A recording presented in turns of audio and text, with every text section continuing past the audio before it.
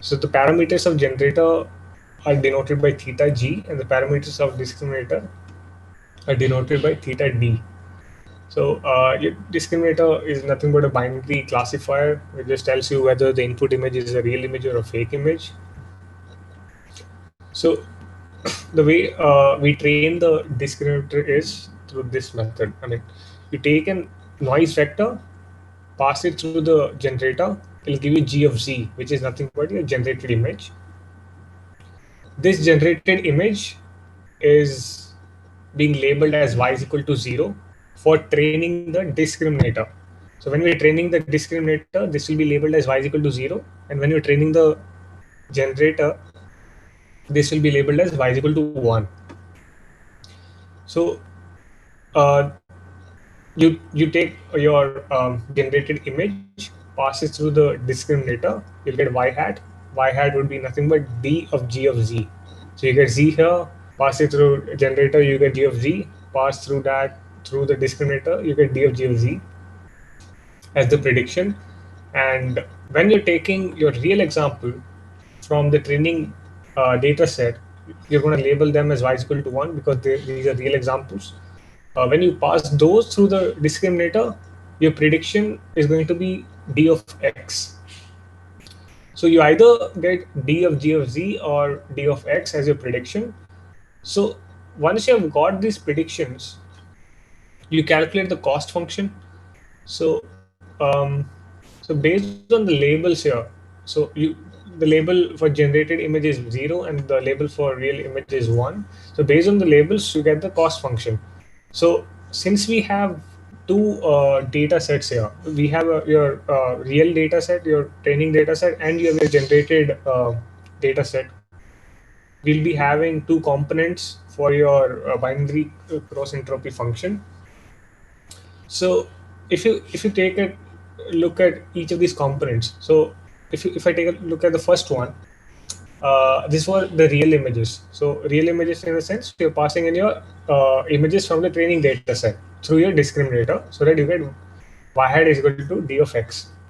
So here we could replace y hat by d of x, similarly here, and here y is equal to 1. So 1 minus 1, 0, this will be cancelled off, you'll be left over with this term. And similarly, when you pass in your generated samples, so you give in a noise vector to your generator, it gives you a generated image. You pass the generated image through your discriminator, it's going to give you a prediction of y hat is equal to d of g of z. So this is my prediction y hat. You replace y hat with d of g of z. Um, so here the y value, the labels are actually 0 because they are fake labels and they're generated images. So this component will be eliminated, it will be left over with just this one. So this is what you get. Finally, you could just club in both the terms, both the components, and this would be a cost function of the discriminator. So once you have arrived at the cost function of the discriminator,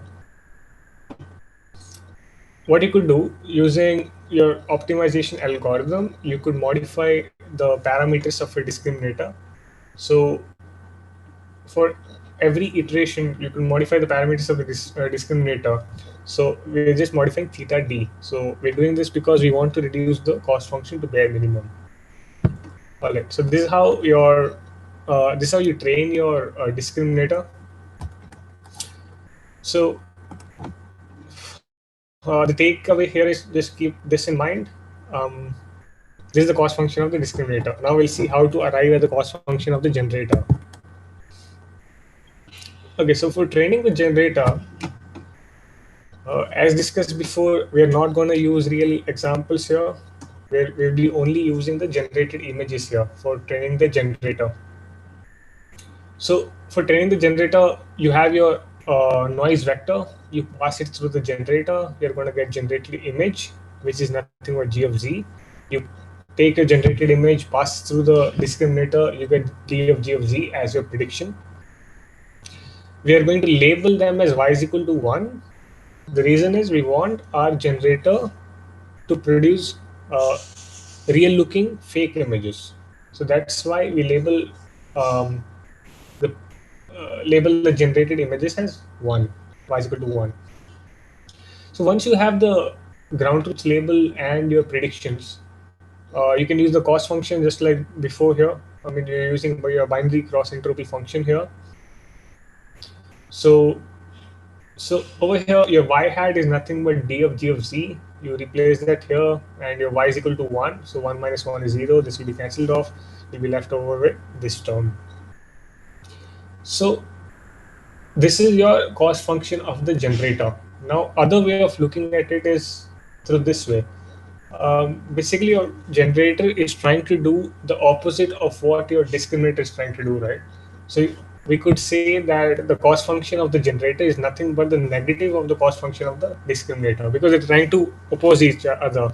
They're trying to do something which is different from each other, right? They're trying to oppose each other. So on simplification, this is what you get. Now, over here, we have ignored the real examples because for training the generator, we don't make use of the real data from the real data set. I mean, data from the training data set. So we are ignoring the real samples. So this is what we are interested in. So once you get this, we got to manipulate it further. The problem here with this cost function is, if you can look at the graphs that I've plotted here, uh, 1 minus 1 minus log of 1 minus d of g is d of g of z is this. So the problem here is the prediction. Initially, when your prediction is 0, which is something we do not want, the gradient is pretty low here. So as you move towards the correct prediction, which is 1, the gradient is really high. So we do not want this to happen. We want it to be the other way around. So once you are very close to your desired prediction, we want the training to be as slow as possible. So over here, you could see the green plot here. For the green plot towards 1, the gradient will be pretty low. And when your prediction is far away from the desired prediction, your training will be really fast. So what we need to do, we need to take this plot. I mean, we need to take this equation, which is nothing but the red plot here, and somehow manipulate it and convert it into this green plot here.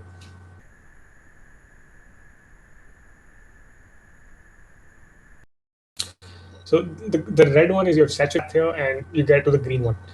So you're minimizing this term. So instead of minimizing, you could maximize log of d of g of z. Both of them are the same thing, or you could also say that minimization of negative of this term, which is also the same thing, but the advantage here is you get this plot, and towards the prediction 1, you are able to slow down your learning because of your gradient.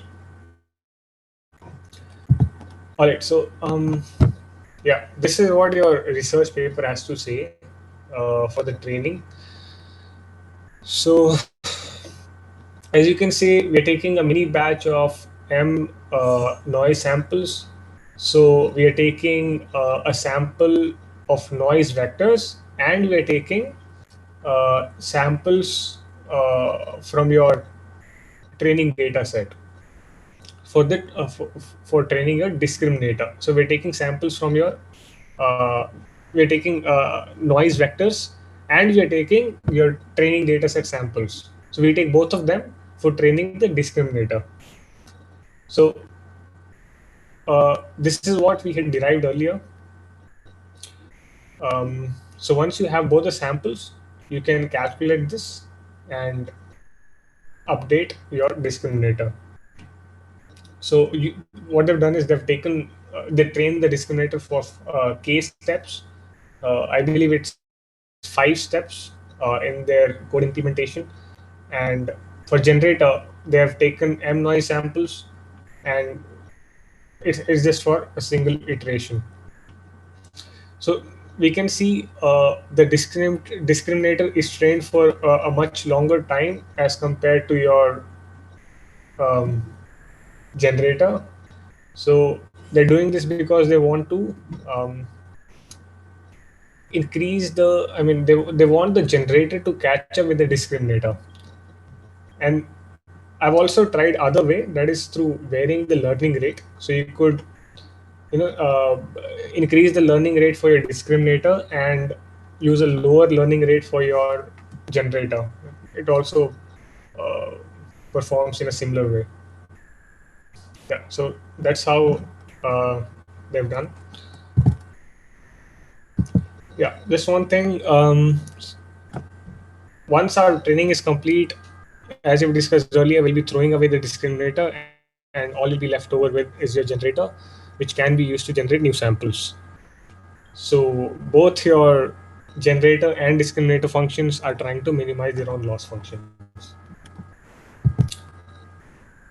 So here are the results when I tested using the MS data set.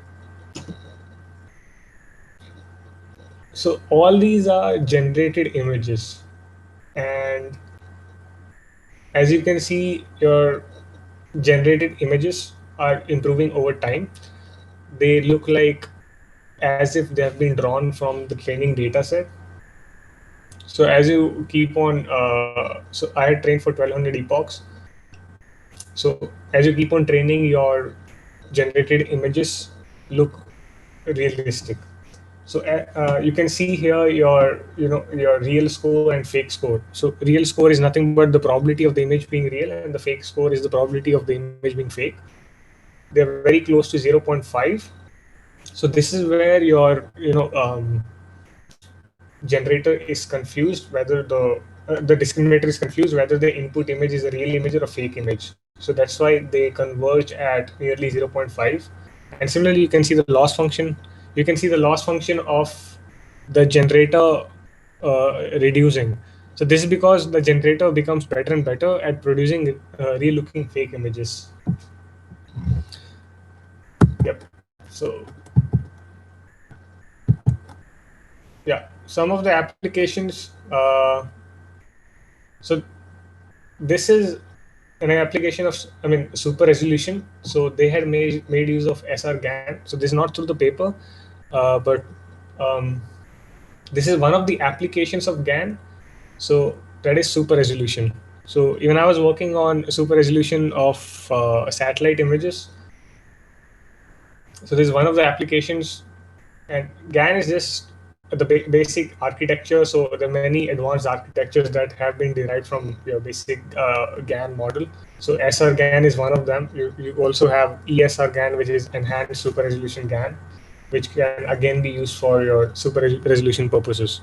And other application could be your image to image translation, GAN for dehazing purposes. You have a foggy image and it gives you unfogged image. And of course, you have your data synthesis application as well, the primary application. Yeah, that's about it. Thank you so much. Uh, any questions so far? Yeah, let's thank Pars for the excellent presentation. So, do you have any questions?